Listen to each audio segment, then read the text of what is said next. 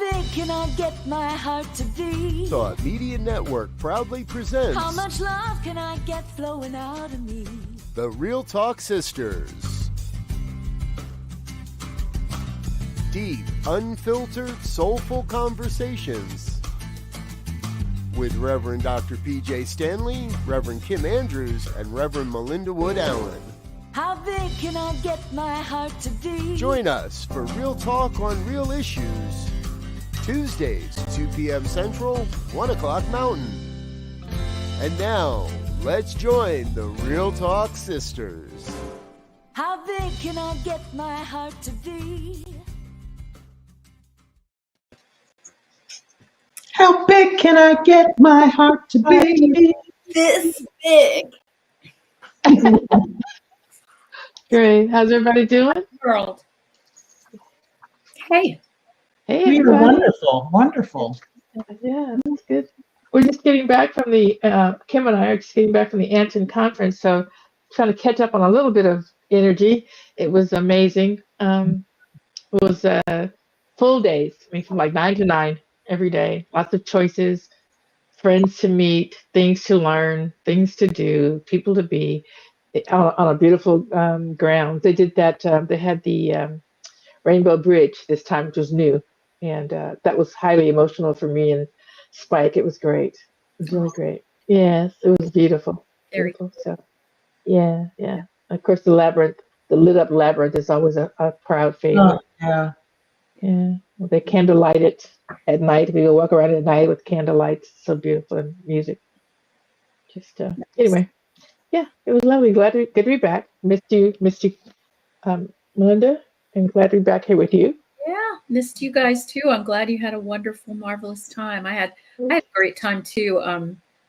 Daniel Nahmad, who I know was at the first couple days of your conference, He was. came in here Friday or Saturday afternoon and spent the evening with us and spent the day Sunday at my church and at the house. Me and Bob, and we just enjoy each other so much. We laughed a lot, and of course we were gifted with his music at the church on Sunday morning. It's great. Yeah.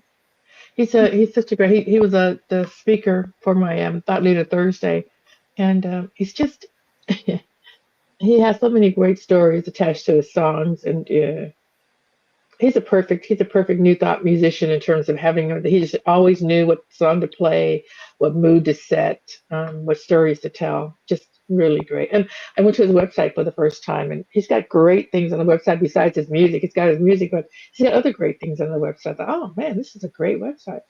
So anyway, yeah, exactly. All of that. It's great. So my name is Reverend Dr. Pjae Stanley, and I'm the spiritual leader for Harmony Spiritual Center in Fort Worth. Welcome to Real Talk Sisters. Real Thought. Real thoughts, real talk. I'm Reverend Melinda Wood Allen from the Church of One Love in Dallas, Texas. Really, really glad to be here. Yes. I am Reverend Kim Andrews, spiritual leader at Unity Saxe in Saxe, Texas. Yay. Be back here with us. Yeah. Welcome to everyone who's here, who's going to come here, who stops by to listen. Thank you so much. We appreciate you. Our topic today is there is only love. Really? Really? Really? Some days we're not feeling the love, are we? I tell you, and this was a topic close to my heart, and actually it's what Daniel and I had a dialogue about on Sunday at my church. But it's such a rich topic that it is, because right now, if you turn on the TV, or if you drive in traffic, or maybe if you spend too much time at the grocery store or spend any time with your family, I don't know, it's easy to go, really? So where is this love? Where is this love we're talking about? Where is this love we're talking about? Yeah, exactly. And what are we talking about exactly? To me, it's even defining it. There is only love. How do we say it? Why do we say it? What's the importance of it? How do we actually put that into practice? And why would we? So many questions to me around that. Yeah. And I think what it comes down to for me is it doesn't matter so much what you believe. It matters how what you believe, how it influences how you behave. I think so. Because we get to whatever our belief is around that, we get to decide how we're gonna act on that in the world. Yeah. And we believe that there's not really love, and that when we, that we respond to hate with hate, that we respond to I don't know, smart ass with smart ass, that we respond to, whatever, just a tit for tat world, then we contribute to this feeling of not love in the world. Yeah. Whereas if we believe even that love is the greatest power, and can behave as if we believe that, start to respond to whatever happens, meet love with love, meet hate with love, meet questions with love, meet isolation with love, whatever it is. If we begin to meet whatever we see in the world with love, then our belief system I believe that it starts to affect our belief system. So we can believe that love is either already there or it's being called for. And if it's being called for, whose is it to give? Yeah. And that's, it's so, there's so many things about it. And one of the things I want to say on about what you just said, about, and I have to do a question there, but we always see what we're looking for. That's the thing. We always see what we're looking for. Whatever we're seeing is not about anyone else or anything else. What we're seeing is what we're looking for. So if we say it's only love and we're looking for that, we may not necessarily find it in its entirety. But so the question I had was, well, what does love do? Because that is the thing that I believe, that I'm always looking for love, even though I fall short. I'm still a human being, and I fall short of seeing it. I'm always looking for love. But the question for me, would be why? What does love do? What's the power of it only being love? If that's true, what's the power in that? Why would we want to go there? Kim? I think Kim, don't be calling me out. If our beliefs are not informing and influencing how we behave, then I start to question, do you really believe that? Exactly. Because I've had to have that conversation with myself when a new circumstance came about, and suddenly I'm in a quagmire about this. I had one yesterday that I texted the two of you about, and you reminded me about love. And so I appreciate that you took me back there, because that is the question. And so I remember a couple of months ago where I sat down and I said to myself, well, God hasn't changed after the circumstance. The only thing that changed was the circumstance showed up in my life. Yeah. God is exactly the same now. So all I have to do is apply that divine love to this circumstance. Yeah. And after I got there, I chilled out. It was just so much better. Everything was better. And all of the angst that I had, all the, I'm learning lyrics to a new song, and there's a word in there, tumult, which I love. Tumult and strife. All the tumult and the strife. I hear music singing. Yeah. Yeah. How can I keep from singing? That's what, I'm trying to memorize those lyrics this week. And so it's interesting as I was reading through those lyrics and trying to get them in my head and putting together the story of the song, I thought, man, it's so perfect for our topic today. Because she talks about this song that informs her life all the time. Yes. The tumult and the strife. What is the other phrase she uses? Above earth's lamentations. The fear and that everybody is talking about is so about our world right now. So that song is highly relevant. And I thought, I need to be using that song more. And but that is the answer. So that song that is love can be sung through everything, through every circumstance, through every situation that comes up, every conflict that you think has arisen. And all we have to do is bring it back to love again, divine love. I have a short poem by Mary Oliver that I want to share that's really about that. It's about, if you can't see it, if it's not in here, you're not going to ever see it out there. It's called The World I Live In. I have refused to live locked in the orderly house of reasons and proofs. The world I live in and believe in is wider than that. And anyway, what's wrong with maybe? You wouldn't believe what once or twice I have seen. I'll just tell you this. Only if there are angels in your head will you ever possibly see one. Exactly. Only if there are angels in your head will you ever possibly see one. Yeah. And we get tempted to live in this world of reasons and proofs. Oh, but you wouldn't believe what that guy said. No, you don't understand. If this happens, it's all over. I can't tell you how many people I hear saying, if this happens, it's all over. It's like, really? If you've decided that ahead of time, then that's what you're creating for yourself. Right. Yeah, Where so it's all over for who? For you. if this happens, that will present all kinds of new challenges for me. I wonder how I will respond with love in those challenges. Correct. Correct. Yeah. I was just it's reading this morning, somebody brought me the book, Marianne Williamson's The Mystic Jesus. And this is what I was reading this morning. Miracles are the natural unfoldment of the universe, an expression of the mind of God, as every loving thought is followed by another loving thought. Miracles are natural. When they do not occur, something has gone wrong. What has gone wrong is a wrong-minded thought, that is, a loveless one. But God's universe is like a GPS.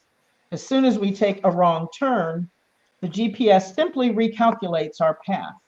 That recalculation, that turn to right-minded thinking when the heart has been closed, is called the atonement. The world is moving in a dangerous direction because our collective thought patterns are infused with irreverence. This is the century to turn things around. This will be a century of miracles if we so choose. As someone whose mind has been purified of all ego thought, Jesus has become one with the atonement. In calling on him, we are reaching for divine correction, the thought, the feeling, the situation that will free us from the ego's grip. He is a portal to a different world because he is a portal to a different kind of thought. He cannot do for us, however, what he cannot do through us. Without our willingness, the miracle cannot occur. When we are willing to forgive, be merciful, be gentle, be kind, then we are allowing our lives to be channels for his appearance. And when he appears, the world is made new. Thinking of ourselves as vessels through which God is trying to express himself, the birth of Christ begins to make sense on a psychological and emotional level. The light Jesus brings to the world is the light he brings to your world. When we are more compassionate, more forgiving, then our lives begin to change. So again, it's back in our laps. Yeah. Do we have a willingness to see? Do we have a willingness to love? Do we have a willingness to be open? Do we have a willingness to see the world differently? And we get to choose. And then we create from what we choose. exactly.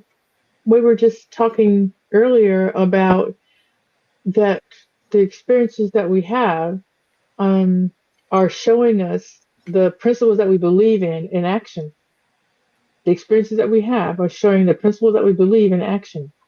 And so when I'm not showing up, or I think I'm not showing up, I'm being hard on myself, whatever, I get to say, well, where is love at? How did this, what would love look like? 'Cause I'm always asking that question. What does love look like here? Even more importantly, what does loving yourself look like? Because if you can't do that, it always starts there. If you can't do that, how do you give what you don't know for yourself?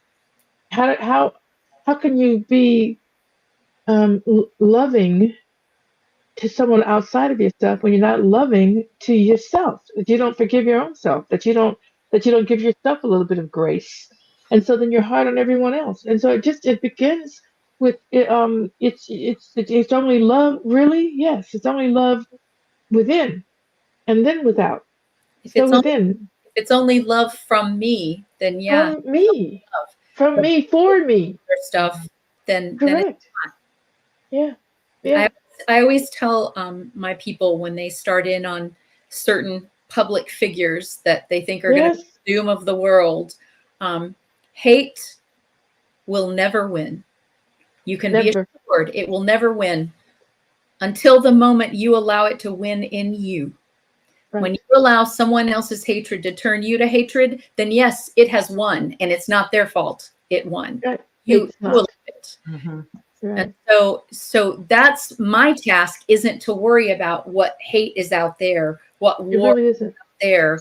My task is to go, when am I bringing a warrior-like spirit? When am I bringing the hate or responding to something with hate or fear or suspicion or whatever it may be? What am I bringing to the situation?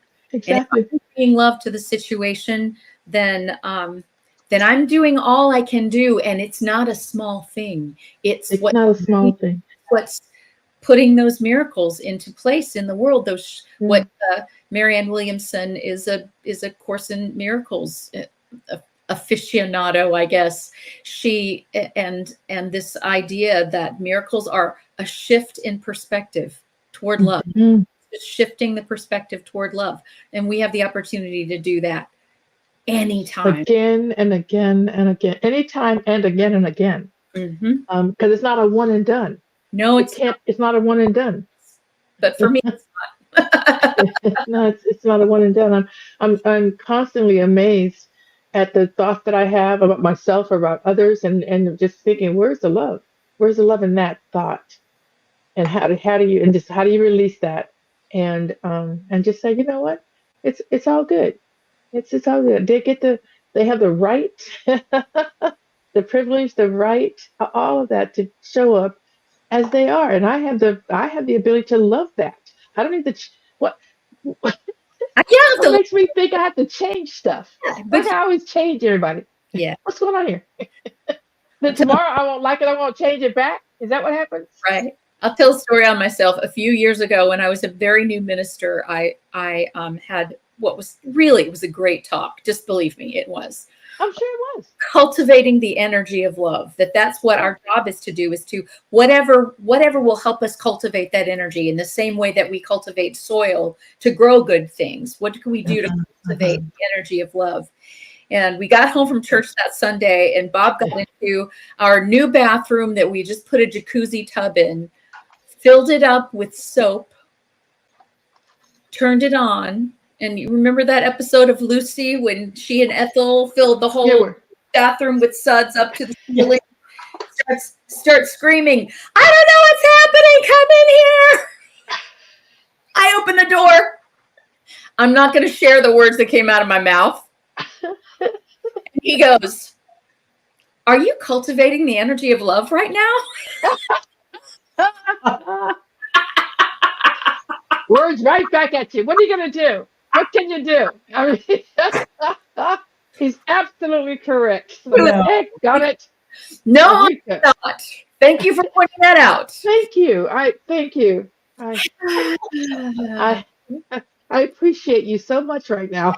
Thank you for being my conscience. I appreciate that. Thank you. Thank you for reflecting back to me. I always tell Quentin not to use my talks against me. Yes. Don't do it. Don't do it. Don't do it. Don't do it. Yeah, don't do it. I'm already fully aware that I'm a human being. And I give myself the mercy and the grace to be a human being and catch it when I can. And I feel like I do more catching and more living in that space than not. And to me, that's a win. Not that I stop trying to be better at it or greater at it or whatever. And try not to have to even be in a place where I gotta catch it. Actually be in this place of love. And it's interesting to me how many thoughts I have about love when I'm not feeling loved by someone or something in my family or whatever. And as soon as I feel that, I just thought, well, just love them. It's not on them to make you feel loved. You're loved. And just go with that. Go with that. You don't know where they are. You don't know what's going on. Assumption that you're loved. And you can tell that this works because on a day when you are feeling personally empowered, when you're in your power, whatever that means to you, whatever that is, yeah. And doing what you're doing, you're in a good frame of mind. You go out and you smile at everybody, and everybody smiles back at you, and you're feeling great. On a day when you're not feeling in your personal power, you go out and you're looking down, and you might think, well, nobody's smiling at me. Well, maybe everybody was smiling at you yesterday because you were smiling at them. How about that? It is a self-fulfilling prophecy. It is. Anita says, depends. What did she say? Looking to the outside or living from the inside. I have a song, Living from the Inside Out, that we decide from the inside, and then we live it outward. Yes. And that's how life works. Exactly. And so no, that's what we mean, Anita. We ministers are not perfect. Far from it. Yes, these three. Oh my gosh. We have great ideas, but almost. The interesting thing is, it took me a while to learn that I could love someone. And when I mean love, that I could come at them with divine love and love them as exactly. an infinitely powerful spiritual being, but I don't have to love what they do. So I can extend love and compassion and openness and a willingness to them on a certain level as another divine being. But if they're showing up in a particular way, I don't have to love that. No. Or to excuse it, or to say it's okay. Nothing about it. But or that invite it takes in, a special invite amount it of in. discernment, and I think that takes some spiritual and emotional intelligence and a willingness to separate deed from doer. Yeah. And it took me decades to learn that. Yes. Because I always assume that we are what we do, and we're not. No, we are not. At least that's not my belief. And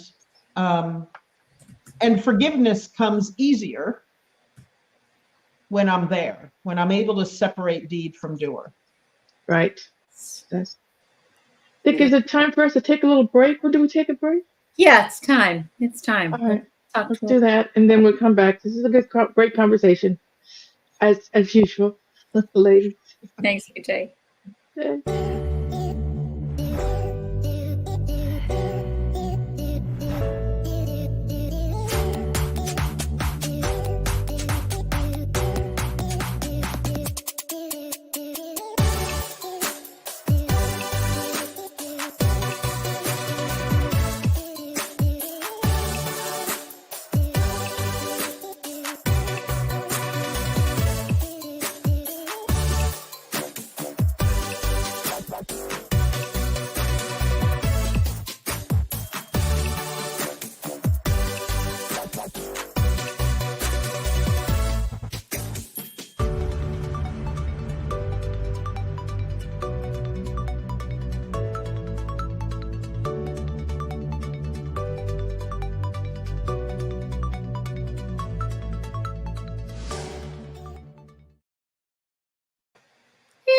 And we're back. There was something else I read this morning. Marianne Williamson said she learned at a seminar years ago a technique or a way of thinking. And she said they were told to look at people and silently say, "The love in me salutes the love in you." How often I've been in situations where I've done that and seen extraordinary changes, for all minds are joined in that. Yeah. And that can be a stretch depending on the situation. But if we do connect with the love in others and are willing to connect, and maybe it's going to take us a little bit to find it or to return to it. But I think if we open that door, I think even if we crack a door open, spirit will rush through it. Yes. Because I don't think we have to see the love in another. I think we just have to acknowledge that it's there. It exists somewhere. Yeah. If we wait till we see it, then we're using what Mary Oliver talks about. We're using reasons and proofs rather than opening our mind and seeing the possibility of angels there.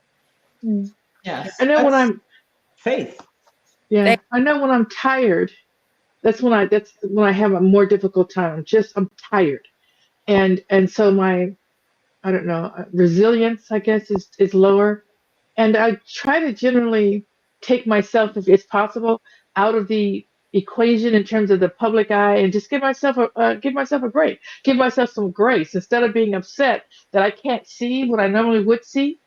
Just, it's okay. Just, give it a break, go home, read a book, listen to some music, whatever needs to happen, because that's where you are right now. And so, just again, that whole, there's only love. It comes back to me, for me, with loving myself, with being okay. And I love you girls because you are, for many, many reasons, but one is because you are such a partner in believing for me, in showing me and showing up the way you are, and then showing me the truth of myself when I can't see it.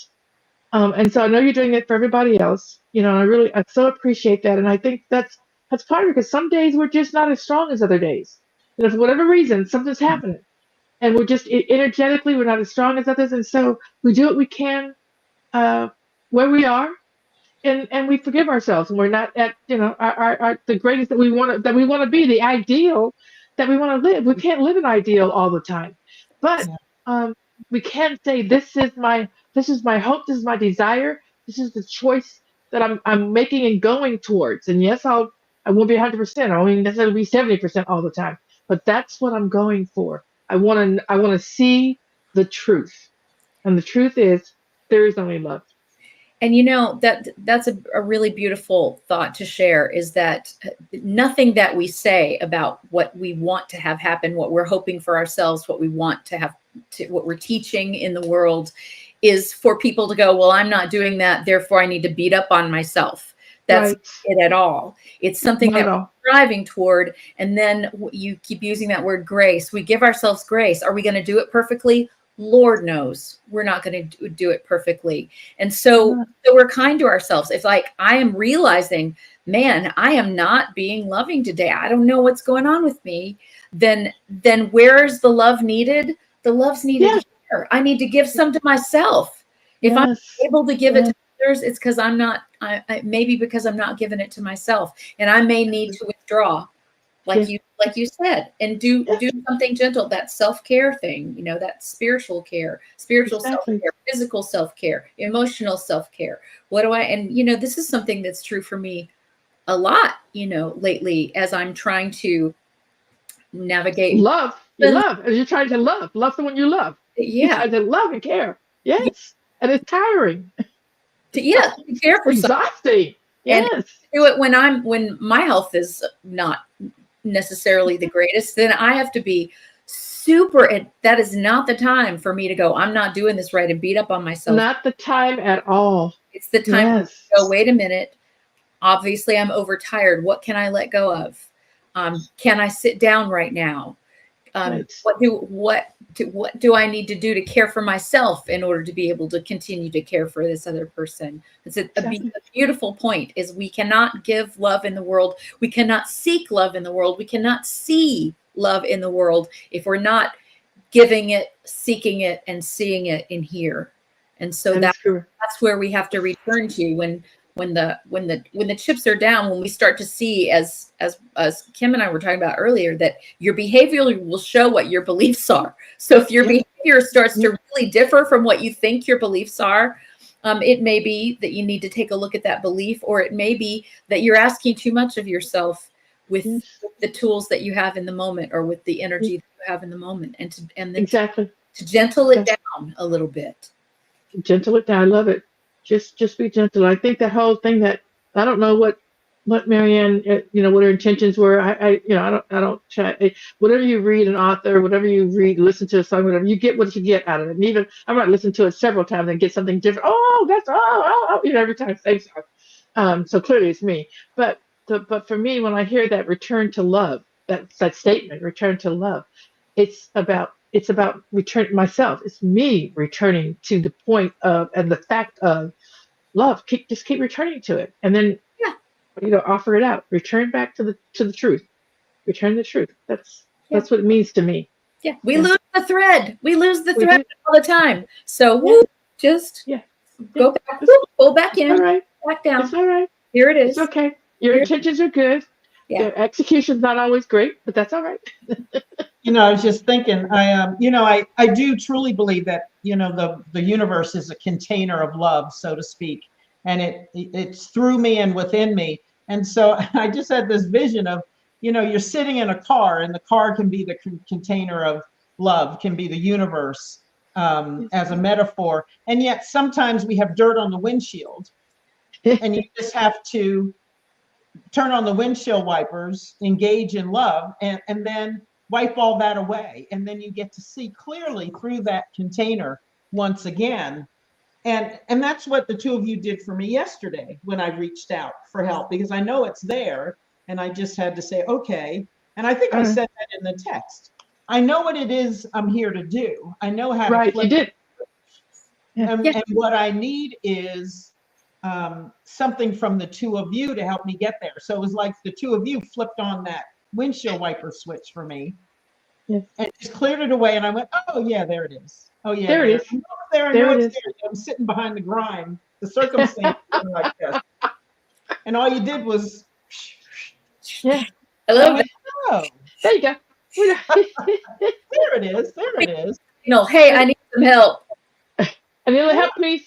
A little help, please. A little help, please. And Container that is whole always song there, about. and I do believe it. But, Yeah. you know, the challenge is not getting lost in the weeds, not That's getting it. lost in circumstances. And reaching out for help. Yeah, and reach out for Just help. recognizing I need some help. And you're not lesser than, weaker than, not as good as, all that, because you recognize I can't get there by myself. I need you to remind me. That's why I love that song. I'm here to remind you. Mm-hmm. I'm here to remind you. This is what we're all here to do, remind each other.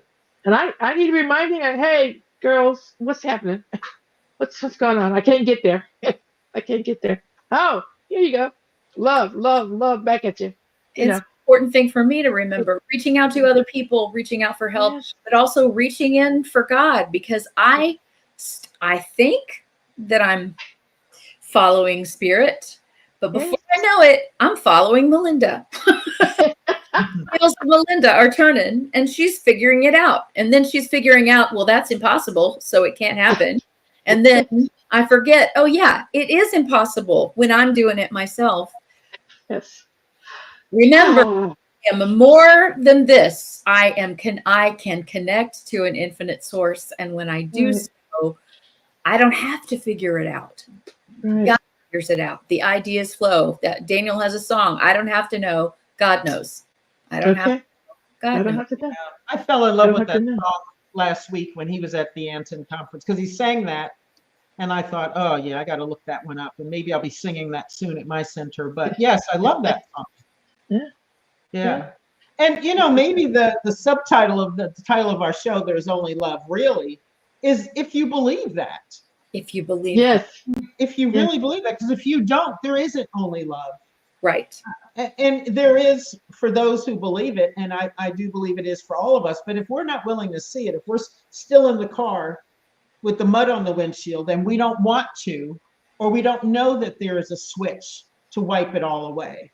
If we don't know that you're in this container and it really is all good, you just need to embrace it once again or open your eyes to it once again, then you're not operating in a world that is only love. And so we get back to what do we believe? What do we choose to believe? Or what have we not been exposed to? Yeah. You know, I was raised in a home where God was love, but I was not that. I was not that. And I wasn't even worthy of that. You had to be good enough somehow. You had to be good enough. I had to earn it. God had to let me in. It wasn't up to me to let God in because God is omnipresent. Mm-hmm. It was that God was going to dispense some grace to me because I performed in a particular way. And there are sometimes I return to that and I have to realize, no, that's a false belief. That's something I've moved away from. But that is, you know, I grew up in that environment. And so sometimes that message is somewhere in the subconscious again. And I keep thinking, no, Kim, you didn't earn this. You didn't earn this. And then I have to remind myself there's nothing to earn. There's nothing to earn. I didn't earn anything. I didn't earn anything. I never will. Never have, never will. I am. I was born in it. I am it. Yes. So there's nothing to earn. And yet some days I'm stuck in that, sitting with the windshield wipers off. Yes. Yeah. I was just thinking all that we were talking about, and we say it about each other all the time, but I just want to put it out there for other people. This is one of the beauties and the joys of whatever the power of spiritual community is that we get to come together and be reminded of what's possible, because we don't, again, by ourselves, don't remember it's amazing how quickly we fall asleep. It really is. I just feel like I'm just constantly waking up to that. It's just, and we're going to school, we're educated, we're around ministers, we go to conferences, and even when we go to conferences and stuff, we're like, oh, I forgot about that. Oh yeah, I forgot. And we're just surrounded by it all the time. We stop. So this, I'm just looking at actually, as I'm thinking about this, I'm thinking about topics. And so, the point, the value, the good, the joy, whatever of spiritual community, that's one of the things. And the other thing is stop telling stories. It's just constantly making up stories. I, I, I can't, it's shocking how many stories I can make up about what's happening, about what happened, about about the why of, or these people? Just to recognize, I made that up. I made that up. That's the story. The whole thing. You can make up the story, just don't believe it. Or as Don Miguel Ruiz says, since we're all making up stories anyway, why not make up a beautiful story? How about that? Why do we always want to make up the crappy story that says, I know why they did that. I know what they're trying to do, suspicion, fear, whatever. Why don't I make up a beautiful story? Exactly. She must have not smiled at me because she was, who knows? She didn't like she was jealous of, I think she didn't see you. How about that? How about that story? Maybe she's not smiling at you because I haven't smiled at her because she hasn't had somebody be kind to her today. Maybe I should go be kind to her right now. How about that? Or maybe she's got something else in her mind, like she forgot the baby food. She got to go back inside and get it. Maybe it's not about you at all. Yeah, how about that? It's not. It's not. It's not. I was talking to my daughter once, some time ago. We were talking about. She said she didn't think she was a creative, and she wasn't a creative. And I said, "How do you create all the time? You and I do it. When we walk into a restaurant or whatever, we're making up stories with people all day long. We're looking over there and we're saying, I said, every person in here is a creative, just by our stories that we tell ourselves and we tell about others. Yeah. So if you think you're not creative, think about the last story you told on yourself, about yourself, on someone else, about someone else. We're all storytellers. Yeah, that's what we do. Yes, the thing is, like you just said, we don't usually tell good stories. Yeah, we don't usually tell good stories. We tell, for whatever reason, I don't know if I'm not sure what that is in terms of just the human mind, but we're trying to protect ourselves. We think if we disappoint ourselves before other people can do it for us, maybe that's it. How we're protected, and and that's another lie. That's a story we made. It is a lie. It's a lie. It's a lie. Like I'm gonna reject them before they can reject me. That part right there. Yeah. Okay. So I'm just What if there's no rejection? What if I just go, oh, either that person wants to be here or not, and it has nothing to do with me. And it has zero to do with it. Someone was talking, I don't know who it was, just recently, some community that I was around, and they were talking about they had gone to high school reunion and talking about the people that were left, and that this group, there's like 4 or 5 or 6 guys still left from this group, and how they get together and things like that. And I started feeling sorry for myself because all the traveling that I did, and maybe you might feel the same way, Melinda. I don't know. I wouldn't even know what high school to go to for a reunion because at the last minute I left that high school that I was supposed to graduate from, and I graduated from a night school somewhere. So I used to come back to the U.S. In between times we were gone with my dad, and all my cousins and they had been going to the same schools, and so they were and so they had all of this camaraderie and knowing each other. And I just like, but you know what? The other story I can tell is I'm good. I got friends all over the world. I've lived all over the world. I can fit in anywhere because that's what I did. So why don't I tell that story? As opposed to, right? Everything that's happened, you can say a good thing about it or a negative thing about it. It's up to you. It's up to you to find it. And so again, back to our point. It's only love. Yeah. Yeah. And it's a decision that we make. It's a decision that we make that it's only love, and decide to see it. I start to, because I get it. I get why we doubt it. We look at We look at, there's war. There's two huge wars raging right now, as well as all of the small ones that are always going on. It's huge. People are dying. I get it. It's terrifying. It's heartbreaking. So is that only love? Well, what I have to bring it back to is, what am I holding right now? Yes. Am I holding warlike feelings? Because if so, I'm contributing to war. Am I holding loving feelings? Because if so, I'm contributing to the opposite of war. I'm contributing to peace. And so where is my peace that I can give? Now, there's nothing I can do about that out there. It's always about bringing the lens back in here. If I want to see only love, it's got to be the love coming from me. Is there only love? All I have to do is look within and see, oh yeah, right now, nope, there's a lot of fear, there's all kinds of things. So how can I turn that around? How can I bring forth that miracle of love into what's going on right now? Right. It's time for another break. Wow. Okay, then. We're on a roll. So we'll see you back in. We'll come back. Yeah.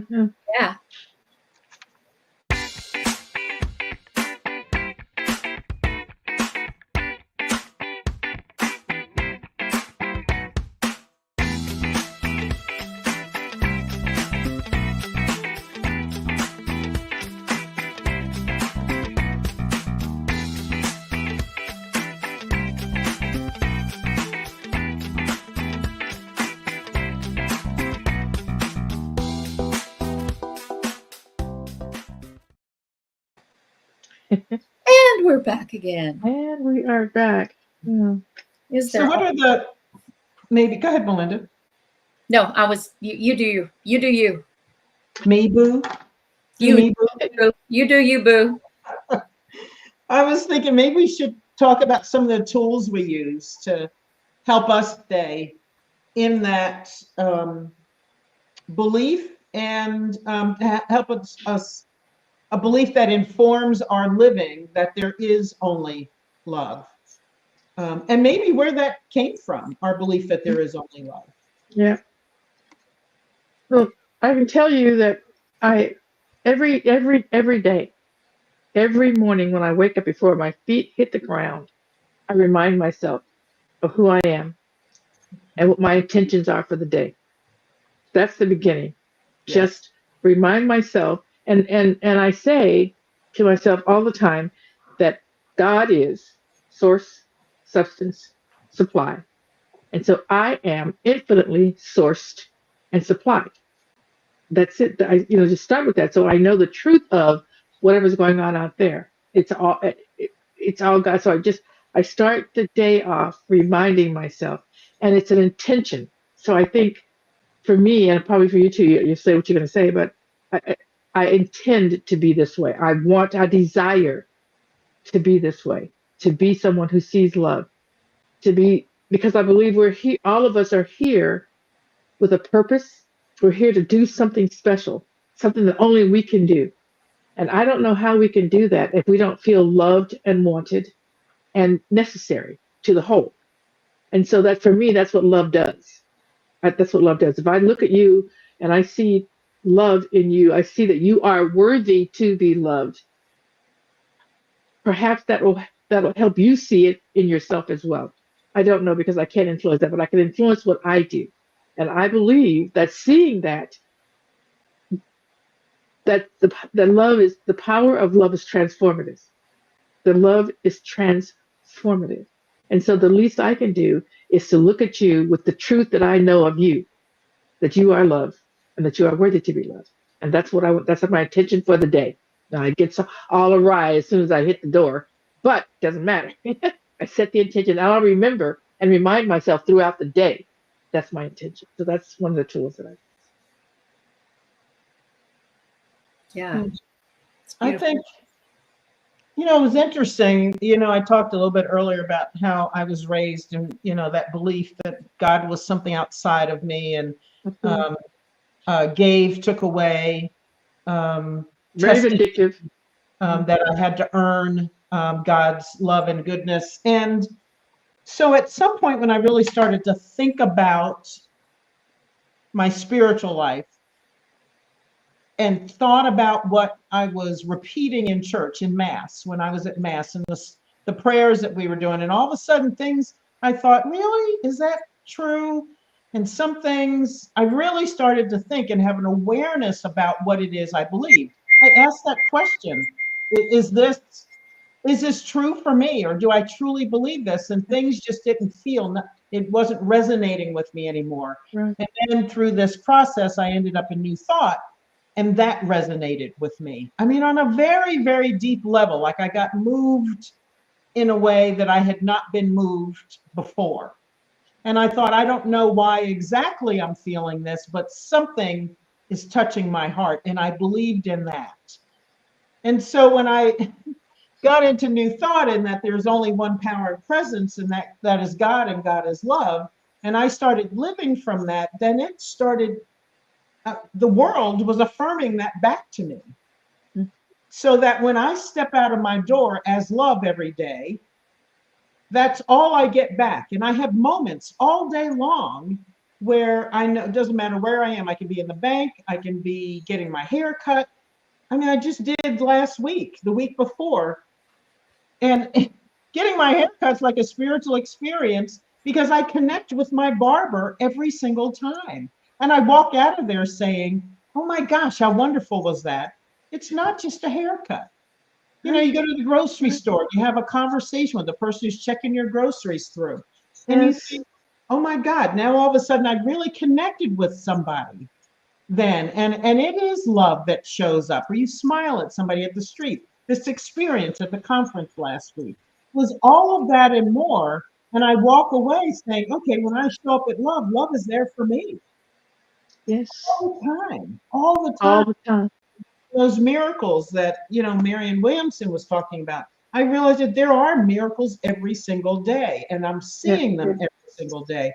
And so it's almost like that philosophy that what you show up as is returned to you, that's what you see and that's what you experience now. That is real because it keeps happening. And so even when I'm in the situation like I was yesterday, where I was thinking, too much dirt on the windshield, I need some help clearing it through, I still knew it was there. I was just having trouble finding that switch. Right. And I know that there were two people who I love and who love me and have a high degree of spiritual and emotional intelligence that I could trust to help me find my way back. To say, yes, indeed, I do live and move in a container of love. And I, you know, and that's how I got there, and that's how I live. And so my tool then is prayer and meditation. Always. Start your day with it. Immerse myself in it. And when I feel myself getting lost and traveling off in another direction, I course correct. I go back, and I may have to say, love is all there is. God is all there is. I may have to say that out loud because these human ears need to hear it. Human ears need to hear it. And then it does flip the switch for me. So it keeps happening. I keep getting it affirmed for me everywhere in the world. And when I do show up as something other than love, that is affirmed as well. And I know I just choose something different. You don't like this, choose something different. You don't like what you're getting back, choose something different. But it's me that has to choose. It's me that has to be willing, like we've all been saying. I have to be willing to see myself in the world differently and step forward in my beliefs, or what I say I believe. Yeah, exactly. And watch it work. And watch it go to work. Watch it go to work. Correct. Yeah. Exactly. Beautiful. Just what y'all said, reminding myself every day of who I am. And in prayer and meditation, setting that intention, fortifying myself with that. And then throughout the day, one of the greatest tools I have is gratitude. Is to notice that love is returned to me, that love is being returned to me, that whenever to actually be on the alert for all of those moments of love, for the moments of beauty, for the moments of synchronicity, for the moments of ease, for all of those things. And when I am alert, to those things, then gratitude is my response, and gratitude just brings me back to more and more love. It's like getting on a wheel, and then it spins itself once you get on the wheel. But if you're if you're not on the wheel, it's spinning, but you're just not noticing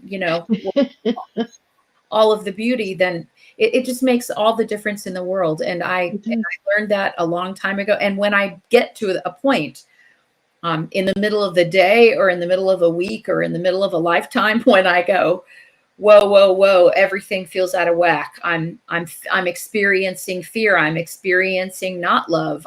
What's going on with me? That is a tool that gets me back on track.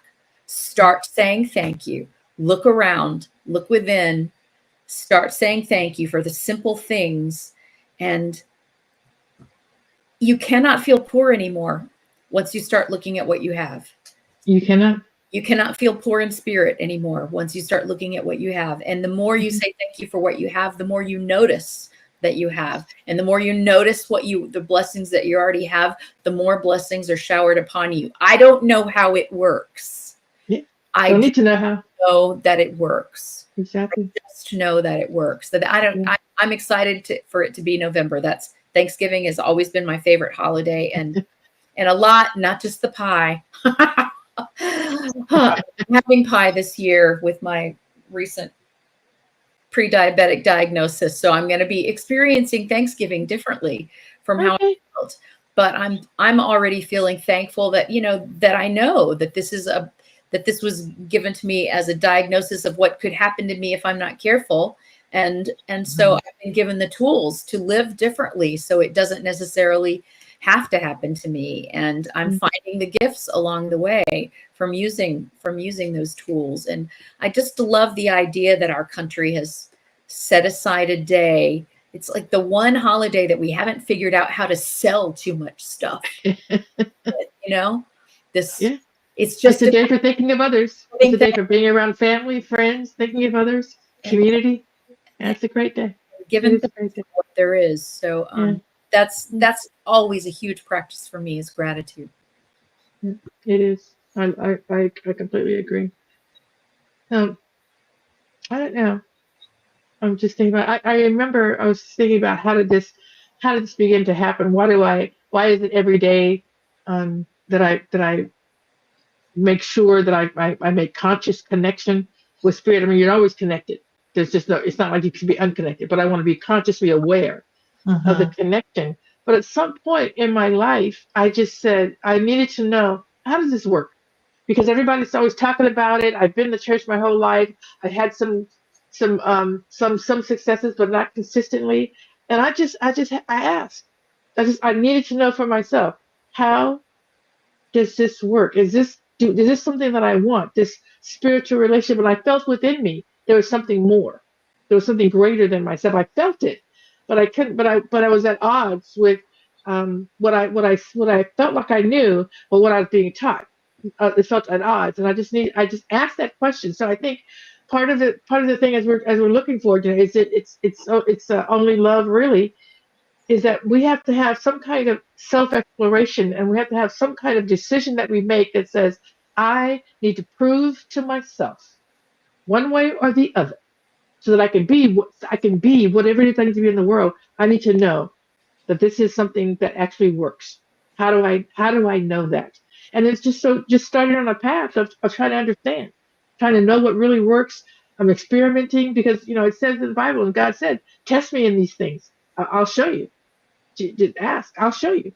And so that's, I think part of it is the decision that you make. It's the decision that you make. It doesn't just be, it's always there, but you don't know it's available to you, that it's only love, that all these things are available, these principles and things, until you decide, you know what? I want to know for sure. I want to know. So you go on this, I want to say trip, but down this path. And not everybody does. It's okay. And sometimes you just automatically know, but I need to know for sure. And that's what got me on it. And I do know for sure now, and I know how to stay on it. So, and I want to live this way, because it's greater than not living this way for me. And everybody makes a decision on their own. But this for me, and knowing people like you who are also on this path, is how I want to live. So that's a question you have to ask yourself. How do you want to live? What do you want to experience? And then talk to the universe about how it happens for you. That's one thing. Make a decision. For me, I don't necessarily need to see the proof on the outside of how it works. But when I feel loving is when I feel loved. When I am acting in loving ways is when I know the truth of love. And so bringing it back down to if it doesn't feel loving, then what's missing? Where's the unlove? Where's the unlove? Yeah. Where's the love? Yeah. It's mine to fill. So where's the space that doesn't feel loving? Then it's mine to fill. How do I fill it? And when I do, then I immediately feel my own empowerment. I feel my own power when I'm the one who can give the love into the situation. And that's really enough for me. That's enough for me. But it comes back to the question that you just said. Where am I not feeling love? Where is it? You're still self-inquiry. It still has to be. It's always self-inquiry. Always self-inquiry. Always. We got to pay attention. We got to pay attention. Yeah, you have to pay attention. You do. You have to pay attention to how you're feeling, how you're moving in the world, how are things happening. You have to pay attention to that and then make a decision that you want something more, something greater. You confidently expect. It's supposed to be better, easier, more loving than this. And you claim that for your life. And then allow it to come in. Allow it to be known. Allow yourself to know it. Kim, couple minutes.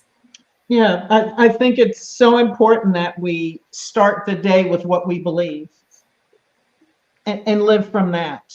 And to use those tools to do that on a daily basis.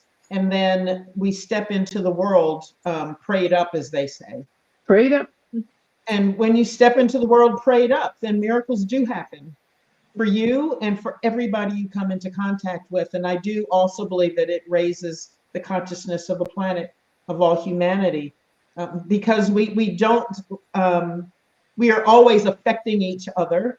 Absolutely. Even if we're not aware of it. And we are affecting the universe and the cosmos, even if we're not aware of it. So what's the effect we want to have? Do we want to have? And that's the question. How do I want to affect my own life and the lives of those that I love and those that I do not even see and I'm not aware of, the other 8 billion, the other 8 billion out there. Yes. And we can either raise consciousness or lower it. Yeah. Exactly. And that's what's ours to do. We all matter. That's what ours to do, to figure that out. Yeah. So, yeah, we could say that it's only love.